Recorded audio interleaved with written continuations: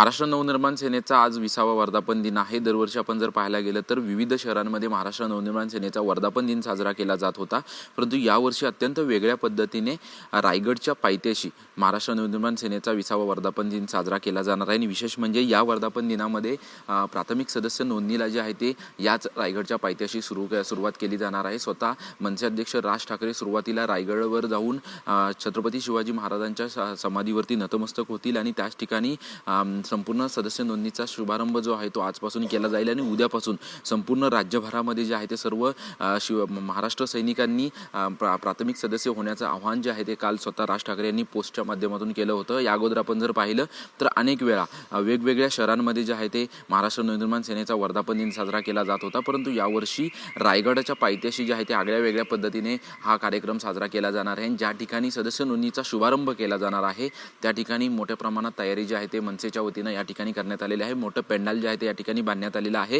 कोणतंही मोठ्या स्वरूपाचं भाषण होणार नाही, परंतु अत्यंत साध्या पद्धतीने जे आहे ते यावर्षीचा वर्धापन दिन साजरा केला जाणार आहे। कारण की ज्या पद्धतीने गेल्या अनेक दिवसांपासून निवडणुका झाल्या होत्या, त्या निवडणुकीमध्ये नक्की पराभव झाल्यानंतर राज ठाकरेंच्या भूमिकेकडे जे आहे ते अजून देखील सर्वांचं लक्ष आहे आणि त्याच्यामुळे येत्या गुढीपाडव्याच्या मेळाव्यात सर्व काही बोललं जाईल अशी देखील प्रतिक्रिया जी आहे ते स्वतः मनसेच्या नेत्यांनी दिल्याचे आपल्याला पाहायला मिळत होतं। परंतु ज्या ठिकाणी सदस्य नोंदणीचा शुभारंभ केला जाणार आहे त्या ठिकाणी संपूर्ण तयारी करण्यात आलेली आहे। सुरुवातीला राज ठाकरे आणि संपूर्ण नेते रायगड किल्ल्यावरती जातील आणि ज्या ठिकाणी छत्रपती शिवाजी महाराजांची समाधी आहे त्यासोबतच सदर आहे त्या ठिकाणी देखील शिवाजी महाराजांना अभिवादन करतील आणि त्यानंतर संपूर्ण सदस्य नोंदणीचा शुभारंभ जो आहे तो केला जाणार आहे। कॅमेरामन कृष्णासह निवृत्ती बाबर, TV9 मराठी, रायगड।